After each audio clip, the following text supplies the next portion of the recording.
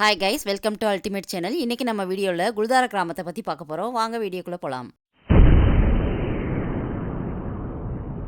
ராஜஸ்தான் மாநிலம் ஜெய்சால்மர் மாவட்டத்தில் உள்ள குல்தாரா கிராமம் தான் இது. இந்த கிராமமானது பேய் கிராமம் என அழைக்கப்படுகிறது. 13ஆம் நூற்றாண்டின் துவக்கத்தில் இந்த நகரம் உருவாக்கப்பட்டது.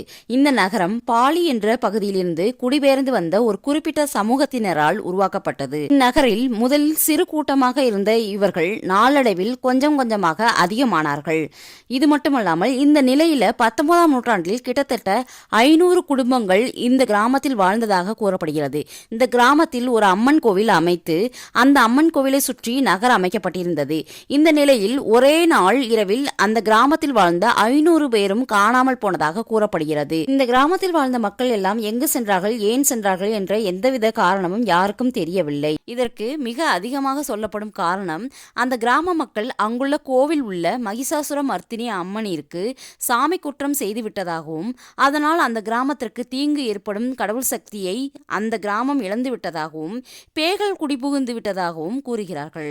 இரவு நேரங்களில் அந்த கிராமங்களில் தங்கும் பலருக்கு பேய் பிடிப்பது அல்லது அவர்கள் மர்மமான முறையில் தற்கொலை செய்து கொள்வது என பல விஷயங்கள் செய்துள்ளார்களாம். வேறொரு காரணமாக வறட்சியும் சொல்லப்படுகிறது.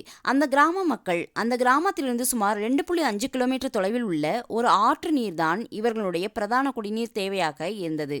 அந்த ஆறு வறண்டு போனதால் அங்குள்ள மக்கள் எல்லாம் ஒன்றாக சேர்ந்து முடிவு செய்து இரவோடு இரவாக வேறு இடத்திற்கு குடிபெயர்ந்து போய்விட்டனர் என கூறப்படுகிறது. இந்த கிராமத்தில் பேய்தான் வசிக்கின்றது என பல மக்கள் உறுதியாக நம்பி வருகின்றனர். இதன் கதை என்னவென்றால், பெண்ணாசை கொண்ட ஜவான் ஒரு நாள் குல்தாரா கிராமத்தில் வசித்து வந்த அழகான இளம் பெண் மீது ஆசைப்பட்டுள்ளார். தனது காவலர்களை குல்தாராவிற்கு அனுப்பி ஊர் மக்கள் அந்த பெண்ணை காவலர்களிடமிருந்து ஒப்படைக்கவும் கட்டளை விடுத்துள்ளார். காவலர்கள் மறுநாள் காலை வந்து பெண்ணை அழைத்து செல்ல கூறி அன்று இரவே கிராம மக்கள் மொத்தமாக ஊரை விட்டு காலி செய்து சென்றதாக ஒரு கதை உலாவி வருகிறது. இதே போல செவிலி வழி செய்தியாக அறியப்படும் மற்றொரு கதையில் குல்தாரா மட்டுமின்றி சுற்றியிருந்த 83 கிராமங்களும் ஒரே இரவில் காலி செய்து காணாமல் போனதாக கூறப்படுகிறது. 2017ஆம் ஆண்டு ஏபி ராய் என்பவர் மேற்கொண்ட ஆய்வின் மூலம் கிடைக்கப்பட்ட தகவல் என்னவென்றால், குல்தாரா மற்றும் பாலிவால் மக்கள் வசித்து வந்த அக்கம்பக்கத்து கிராமங்கள் பூகம்பத்தின் காரணமாக அழிந்திருக்கலாம் என்பதே ஆகும்.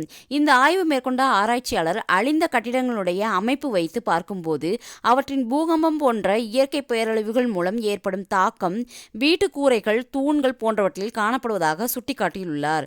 மேலும் இத்தகைய தாக்கம் காலநிலை மற்றும் அல்லது கட்டிட அரிப்பு போன்றவற்றால் ஏற்படும் வாய்ப்பு இல்லை எனவும் கூறியுள்ளார். எனவே 2010களில் ராஜஸ்தான் மாநில அரசால் குல்தாரா பகுதி சுற்றுலா தலமாக மாற்ற ஏற்பாடுகள் மேற்கொள்ளப்பட்டன.